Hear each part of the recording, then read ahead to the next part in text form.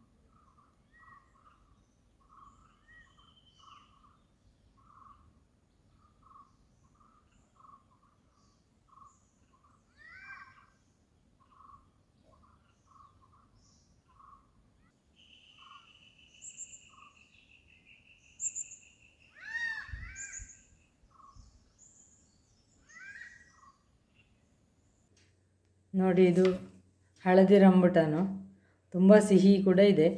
ಇದರಿಂದ ಇವತ್ತು ಜ್ಯೂಸ್ ಮಾಡುವ. ಇದನ್ನೀಗ ಮೊದಲಿಗೆ ಸಿಪ್ಪೆ ಮತ್ತು ಬೀಜ ತೆಗಿತಾ ಇದ್ದೇನೆ.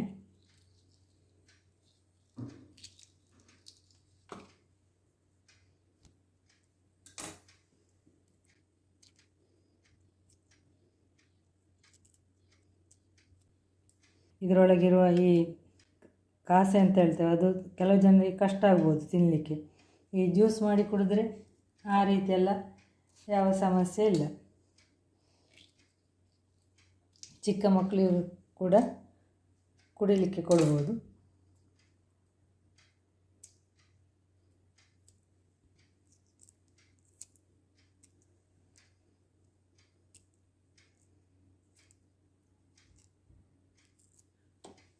ಹೀಗೆ ಸ್ವಲ್ಪ ಜ್ಯೂಸಿಗೆ ಬೇಕಾದಷ್ಟನ್ನು ಈ ರೀತಿಯಾಗಿ ರೆಡಿ ಮಾಡಿ ಇಟ್ಟುಕೊಳ್ತಾ ಇದ್ದೇನೆ.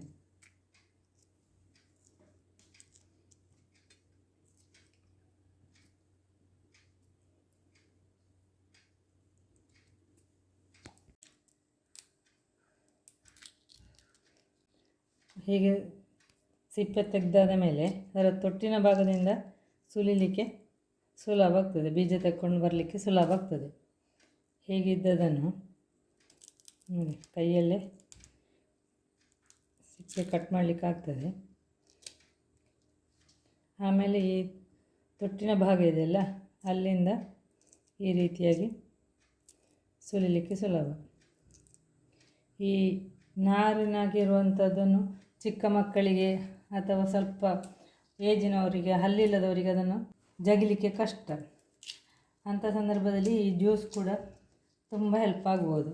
ಅವರಿಗೆ ಈ ರಂಬುಟಾನಿನ ಸ್ವಾದ ಅನುಭವಿಸ್ಬೋದು. ಹೀಗೆ ಇದನ್ನು ಮಿಕ್ಸಿ ಜಾರಿಗೆ ಹಾಕಿಕೊಳ್ತಾ ಇದ್ದೇನೆ.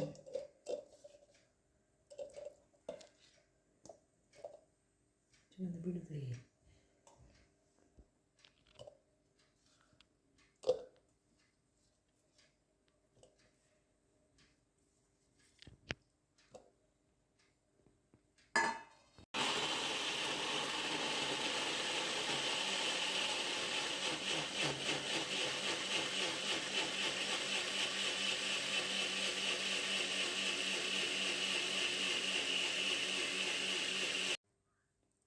ಮೂರು ಐಸ್ ಕ್ಯೂಬ್ಗಳನ್ನು ಕೂಡ ಹಾಕಿಕೊಳ್ತಾ ಇದ್ದೇನೆ. ಅರ್ಧ ರುಬ್ಬಿಕೊಂಡಾದ ಮೇಲೆ ಈ ರೀತಿ ಐಸ್ ಕ್ಯೂಬ್ ಹಾಕಿ ಕೂಡ ಸ್ವಲ್ಪ ರುಬ್ಬಿಕೊಳ್ತಾ ಇದ್ದೇನೆ. ಈಗ ಇದನ್ನು ರುಬ್ಬಿಯಾಗಿದೆ. ಈಗ ಸೋಸಿಕೊಳ್ತಾ ಇದ್ದೇನೆ.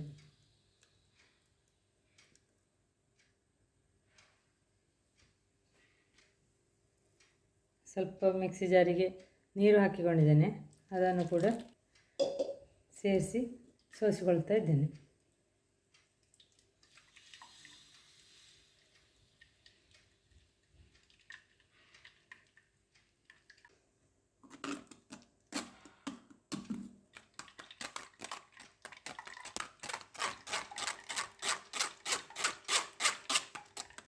ಇದು ಸೋಸಿಕೊಂಡಾಗಿದೆ. ಈಗ ಇದನ್ನು ಕುಡಿಬೋದು.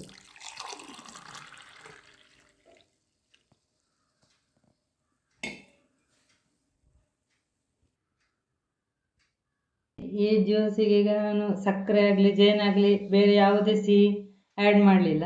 ಈಗ ಇದನ್ನೇ ಹೀಗೆ ಕುಡಿಬೋದು. ಬಹಳ ರುಚಿಕರವಾಗಿರ್ತದೆ. ಸ್ವಲ್ಪ ಕೂಲಾಗಿರಬೇಕು ಅಂತಂದರೆ ಇನ್ನು ಅದನ್ನೆಲ್ಲ ಕ್ಲೀನ್ ಮಾಡಿ ಆದ ಮೇಲೆ, ಬೀಜ ಎಲ್ಲ ತೆಗೆದಾದ ಮೇಲೆ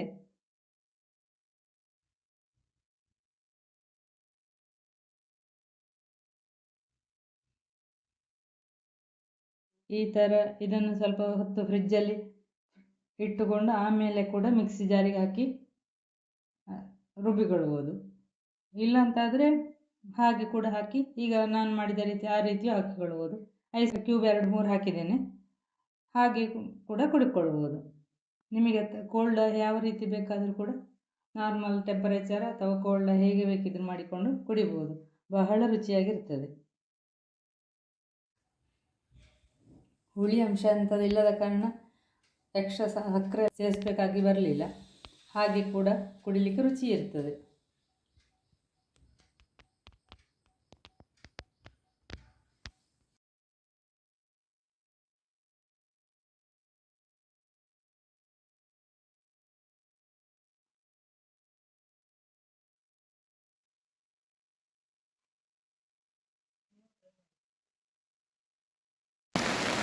ಇದು ಹಳದಿ ರಂಬುಟಾನಿನ ಮರ.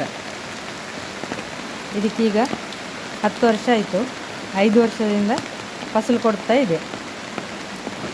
ನರ್ಸರಿಯಿಂದ ತಂದ ಕಾರಣ ಅದು ಕಸಿ ಗಿಡ ಅಂತ ಹೇಳಿದ್ದಾರೆ. ಹಾಗೆ ನಮಗೆ ಬಹಳ ರುಚಿ ಕೂಡ ಇದೆ. ಇದು ಸಿಹಿ ಕೂಡ ಇದೆ. ವಿಡಿಯೋ ನೋಡಿದ್ದಕ್ಕಾಗಿ ಧನ್ಯವಾದಗಳು.